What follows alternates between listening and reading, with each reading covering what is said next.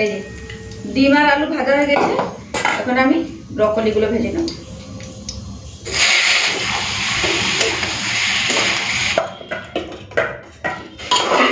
তো লাউ রান্না হয়ে গেছে, এরপরে দিয়ে দেবো ধনেপাতা।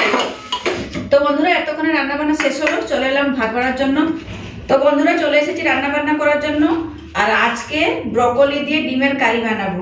তার জন্য প্রথমে তো ডিমটাকে সিদ্ধ করতে বসাতে হবে।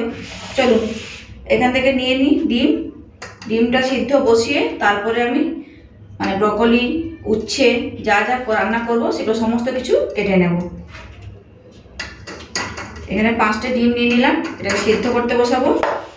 আর এই যে এখানে নিয়েছি ব্রকলি, এই যে আজকে ব্রকলি দিয়ে ডিমের কারি করবো। আর উচ্ছে নিয়েছি, এতগুলো উচ্ছে ভাজবো না, কয়েকটা উচ্ছে নিয়ে একটুখানি আলু দিয়ে ভেজে দেবো। আর তার সাথে করবো লাউটা পুরো নিরামিষভাবে বানাবো, কড়াইশুঁটি দিয়ে বানাবো। চলুন রান্না বান্নাগুলো শুরু করি। আশা করছি আজকের ভিডিওটা ভালো লাগবে। চলুন ডিমটা সিদ্ধ করতে বসিয়ে দিই। তো ডিম সিদ্ধ করার জন্য প্রথমে কড়াইতে জল দিয়ে দিচ্ছি। ডিমগুলো একবার ধুয়ে নিয়েছি, এরপর আমি জলে দিয়ে দিলাম। সাবধানে দিচ্ছি, নাহলে আবার ফেটে গেলে বেরিয়ে যাবে। সেদ্ধ করার সময় নুন দিয়ে দিচ্ছি, দিয়ে দিলাম ঢাকা। তো প্রথমে উচ্ছেটা কেটে নিচ্ছি, 4টে মতো উচ্ছে নিলাম, গোল গোল করে কেটে নিই। উচ্ছেটাকে ভাজা করে দেবো।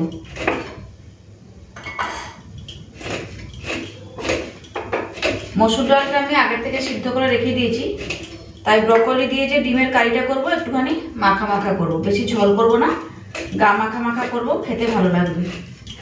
চলুন সব সবজিগুলো কেটে কুটে নিই, তারপরে আবার মশলা বাটতে হবে, এখন অনেকটা কাজ বাকি আছে।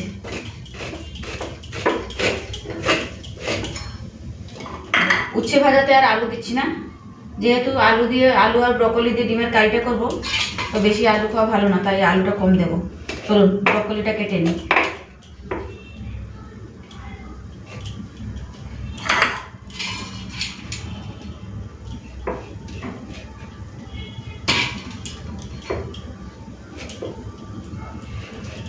আমি একটু বড় বড় করে রাখলাম ব্রকলিগুলো।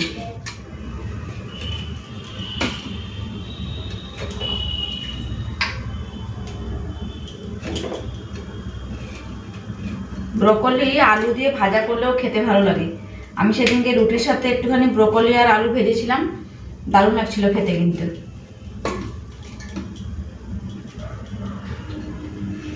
আর দেবো না, এটা রেখে দিলাম, ভাজা করে দেবো, ব্যাস।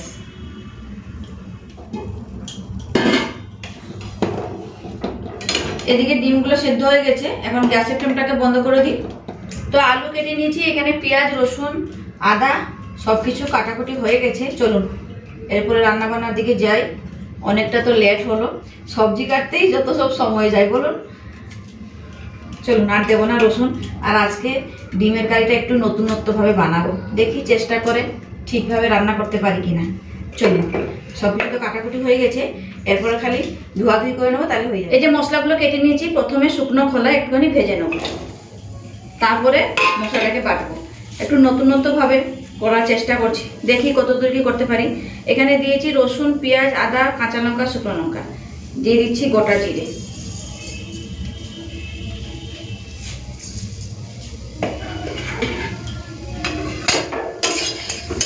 তো শুকনো খোলায় ভালো করে ভেজে নেব, যাতে একটুখানি পোড়া পোড়া গন্ধ বেরোয়, তারপরেই মশলাগুলোকে বাটবো।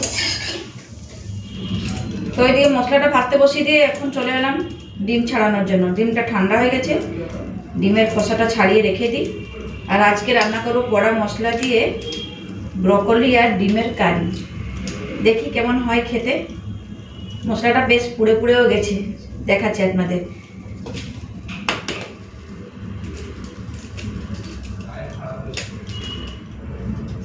সব ডিমগুলো ছাড়িয়ে নিয়েছি, চলুন এরপরে মশলাটা দেখুন। এই যে দেখুন মশলাগুলো পুড়ে পুড়ে গেছে, চলুন এরপরে ঢেলে নিই।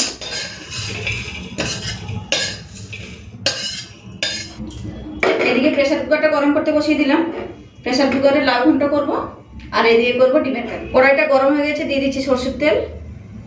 তেলটা গরম হয়ে গেছে, প্রথমে আলুগুলো ভেজে নেব। আলু ভাজার সময় হলুদ গুঁড়ো দিলাম, আর দিয়ে দেবো নুন।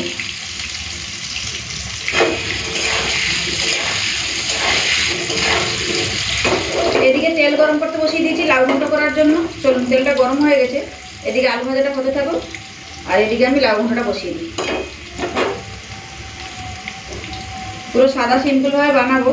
ফোড়নের তেজপাতা আর গোটা জিরে দিয়ে দিচ্ছি ফোড়ন, একটুখানি ভাজা ভাজা করে নিই। ফোড়নটা ভাজা ভাজা হয়ে গেছে, দিয়ে দিচ্ছি কেটে ধুয়ে রাখা লাউ।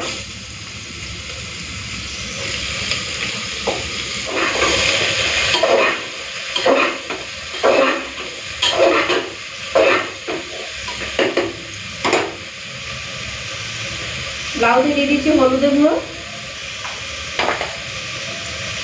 দিয়ে দেবো নুন, দিয়ে দিচ্ছি 1 মুঠোর মতো কড়াইশুঁটি আর টমেটো কুচি। সব কিছু দিয়ে দিয়েছি, এরপরে মিশিয়ে টিশিয়ে ঢাকা লাগিয়ে দেবো। আর লাউতে তো জল দিতে লাগবে না, লাউ থেকেই তো জলটা বেরোবে, বলুন, তাতেই লাউ সেদ্ধ হয়ে যাবে। একটা সিটি দেবো, লাউ তরকারি হয়ে যাবে।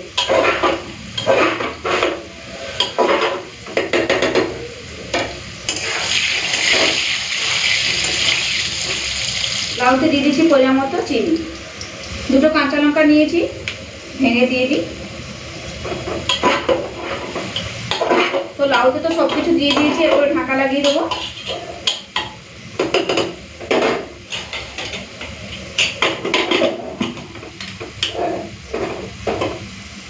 এদিকে আলু ভাজাটা হয়ে গেছে, তুলে নিই।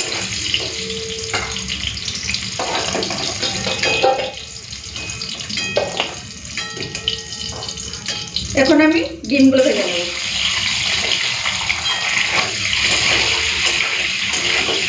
তো এইদিকে ভাজা মশলাগুলো ঠান্ডা হয়ে গেছে, এখন বেটে নেব।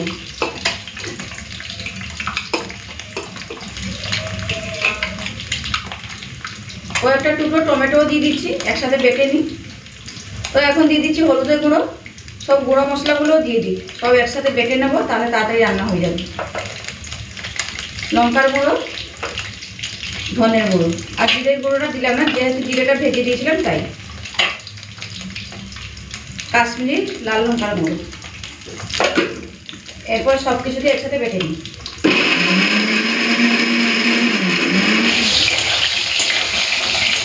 ডিমটা পুরো লাল করে ভেজে নিয়েছি, এই যে দেখো, তুলে নিই।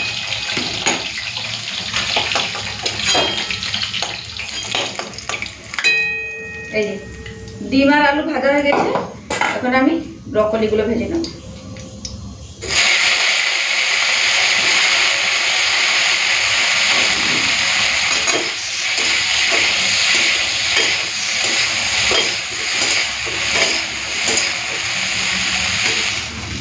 তো এদিকে ব্রকলিটা ভাজা ভাজা হয়ে গেছে, তুলে নেব।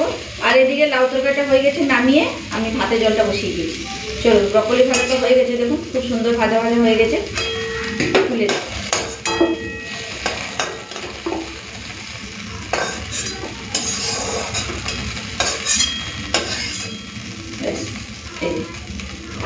কড়াইতে দিয়ে দিচ্ছি তেল,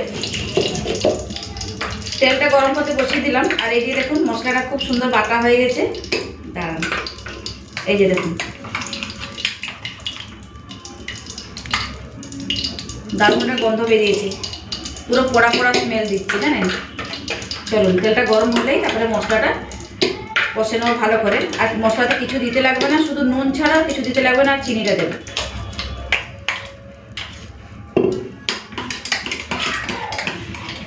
তেল তো গরম হয়ে গেছে, এরপরে দিয়ে দিচ্ছি বেটে রাখা মশলা।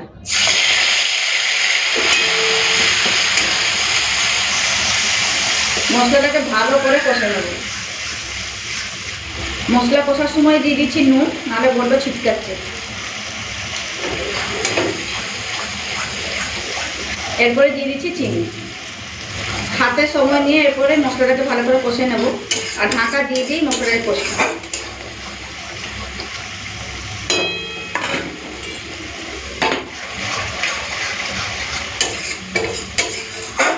তো বন্ধুরা, এই যে দেখুন খুব সুন্দর একটা কালার হয়েছে, আর মশলাটা পুরো ভালো মতো কষেও নিয়েছে, আর স্মোকি ফ্লেভারের গন্ধ বেরিয়েছে, জানেন, দুর্দান্ত গন্ধ বেরিয়েছে।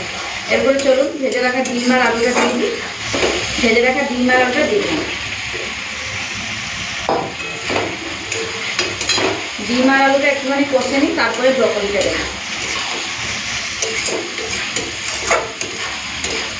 এরকম কষা কষা খেতেও ভালো লাগবে বলুন। এই যে ডিম আলু কষা কড়া মশলা দিয়ে দারুণ একটা রান্না হয়ে গেল। তো একটুখানি কষে নিয়েছি, দিয়ে দিচ্ছি ভাজা ব্রকলি।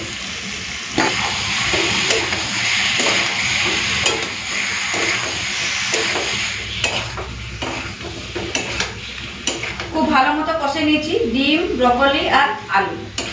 এরপর আমি জলটা দিয়ে দেবো। এই যে দেখুন, এরকম কষা খেতেও ভালো লাগবে। এই যে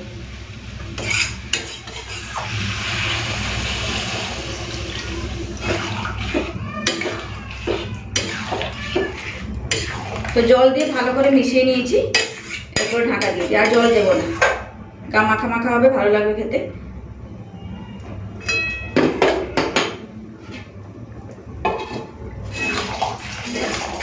তো ব্রকলি দিয়ে ডিমের কারি রান্না হয়ে গেছে।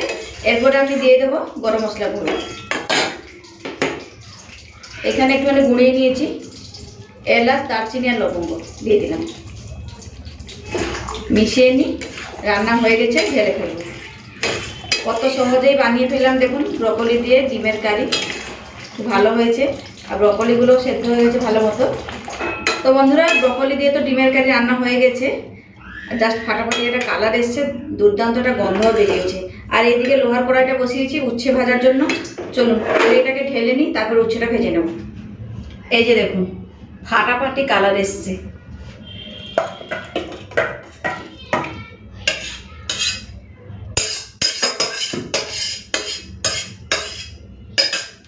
তো বন্ধুরা, এই যে ব্রকলি দিয়ে ডিমের রান্না তো হয়ে গেল। এরপরে চলুন উচ্ছেটা ভাজবো, আর তার সাথে ডালটা সাঁতলে নেবো, তাহলে রান্নাবান্না আজকের মতো শেষ হবে। চলুন, এদিকে প্রেসার কুকারটা একবার খুলে বসিয়ে দিলাম। লাউটা তো সেদ্ধ হয়ে গেছে, কিন্তু অনেকটা জল ছেড়েছে। এই যে দেখুন, এই জলটাকে একটুখানি শুকিয়ে নিই, তাহলে লাউটা খেতে ভালো লাগবে। আর এখন আমি উচ্ছেটা ভেজে নিই।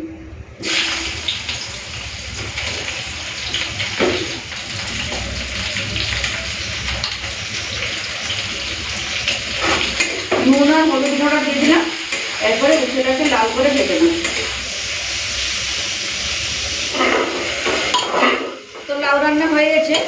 এরপরে দিয়ে দেবো ধনেপাতা।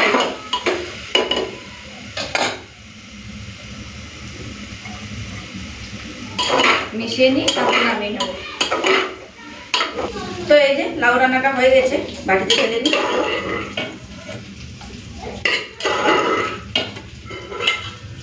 তো কড়াইশুঁটি দিয়ে লাউ ঘন্ট পুরোপুরি রেডি। এই যে দেখুন কেমন হয়েছে, খেতে কিন্তু ভালোই হবে। চলুন ডালটা সাঁতলে নিই। তো এইদিকে উচ্ছে ভাজাটা হয়ে গেছে, তুলে নিই। আর এই যে কড়াইটা ধুয়ে বসিয়ে দিলাম ডালটা সাঁতলানোর জন্য।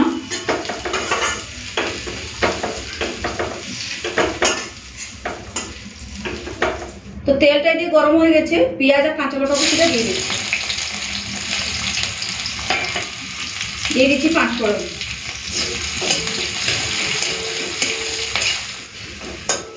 তো পেঁয়াজটা ভেজে নিয়েছি, এরপর সেদ্ধ করা ডালটা দিয়ে দিই।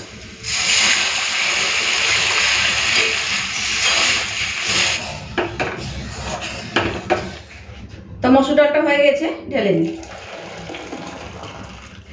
তো বন্ধুরা, এতক্ষণে রান্নাবান্না শেষ হলো, চলে এলাম ভাত বাড়ার জন্য। চলুন আর একবার দেখিয়ে দিই আজকে কী কী রান্না করেছি। এখানে আছে গরম গরম ধোঁয়া ওঠা ভাত, সাথে ভাতের সাথে খাওয়ার জন্য প্রথম পাতে উচ্ছে ভাজা, তার সাথে করেছি ধনেপাতা কড়াইশুঁটি দিয়ে সাদা সিম্পলভাবে বানানো লাউ ঘন্ট। আর এখানে আছে পাতলা করে মসুরির ডাল। আর একটা স্পেশাল জিনিস আছে, আজকে যেটা বানালাম, প্রথমবার ট্রাই করলাম, ব্রকলি দিয়ে ডিমের কারি। এই যে প্রথমে এই তরকারিটা বেড়ে নিই একটুখানি।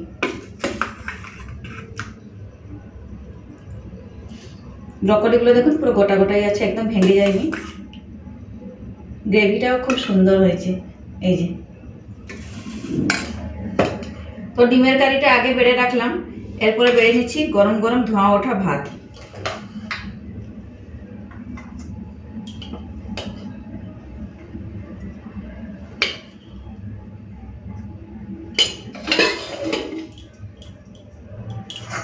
এখন নিয়ে নেব উচ্ছে ভাজা।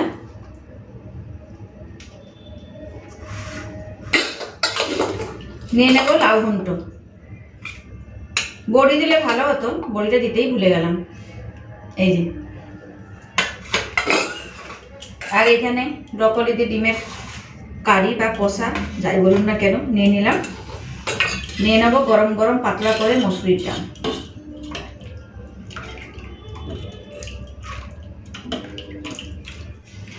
তো সমস্ত কিছু ভাতের পাশে নিয়ে নিলাম। ভাতের প্রথম পাতে রেখেছি উচ্ছে ভাজা, তার সাথে আছে লাউ ঘন্ট, ব্রকলি আলু দিয়ে ডিমের কারি, আছে পাতলা করে মসুরির ডাল। এই যে বন্ধুরা, আজকের থালিটা কেমন লাগলো অবশ্যই কিন্তু কমেন্টস করে জানাতে ভুলবেন না। তাহলে আজকের মতো এখানে থাকলাম, আবার ফিরে আসবো একটা নতুন ভিডিও নিয়ে। ততক্ষণ সবাই ভালো থাকবেন, সুস্থ থাকবেন, টাটা।